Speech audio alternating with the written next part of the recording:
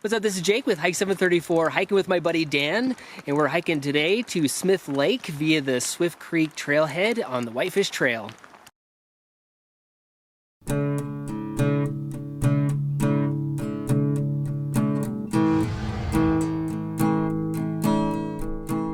So this trail starts out over at the Swift Creek Trailhead, and it works its way over, down over where it closes up on a loop, but we went ahead and just continued up and worked our way, switched backing up to Smith Lake. And it starts out over in this really nice, broad trailhead parking lot and just dumps into these trees. And these trees are great. It's just a ton of really big, tall trees, a bunch of variety. There's larch and spruce and fir. It's just really nice, and just kind of follows along in this cool forest on this nice little bench.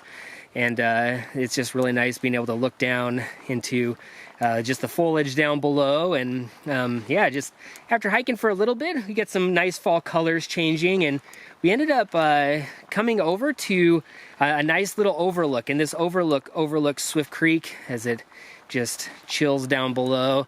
And later on, man, you can definitely see that later on the cottonwoods are just going to explode into some yellows. And then up in the hillside, you can see there's some nice larch. So this as fall progresses, it's just going to get prettier and prettier. And so just past the overlook, we just continued to walk on the trail, just going through more of this wonderful forest.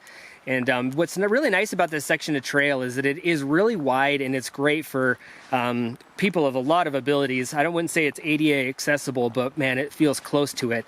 But yeah, so we just kind of worked our way along until we went over to an old logging road where it came up with the trail again. And if I would have taken a right, we would have gone back to the car and closed up this little Swift Creek loop.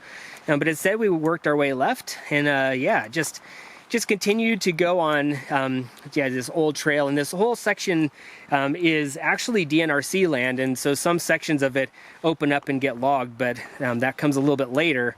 But first we went ahead and just kind of traversed along, and the forest once again got real dark through some smaller trees as we traversed the hillside and got another little view of Swift Creek.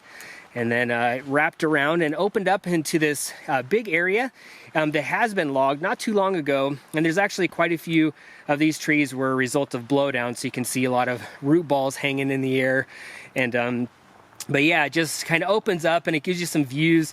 And as we worked our way further along, we started to look up on the hillside. After that, we went ahead and crossed over an active road and then started working and switch backing up the hillside.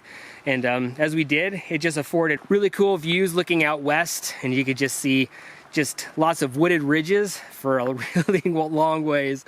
And anyways, yeah, so eventually we got on top of that hillside there and then just kind of worked our way along. And it's really cool because the trail just kind of rides along the top of this ridge.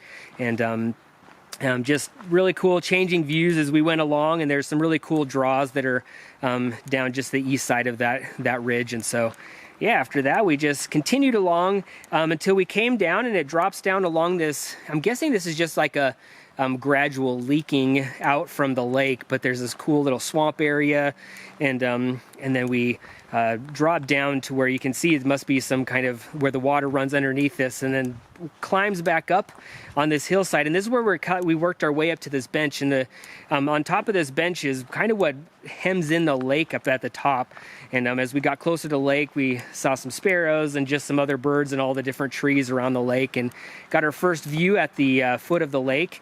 And yeah, just a really pretty spot. It's nice to be able to always get down to the shores of a lake instead of just seeing it from really high up. But anyways, from there we went back up on the trail and climbed up along the ridge. And this ridge just kind of wanders right along the top of the ridge, and you have this kind of big open area on the right, and then you have the big trees on the left looking down onto the lake. And so eventually we worked our way all the way out to the trailhead, and which is the Smith Lake Trailhead there. And yeah, we're able to just look and see some birds swimming in there. But overall, really cool hike, lots of variety.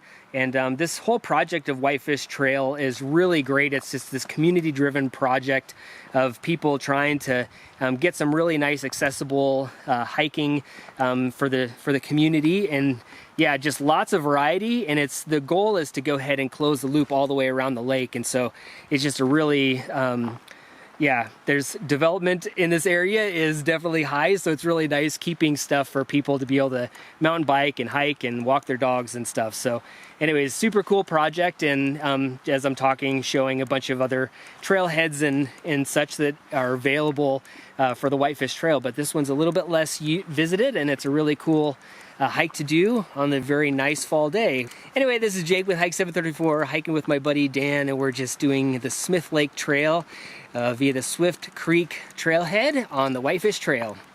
If you like this video, make sure you subscribe on YouTube and head on over to hike734.com for more goodness.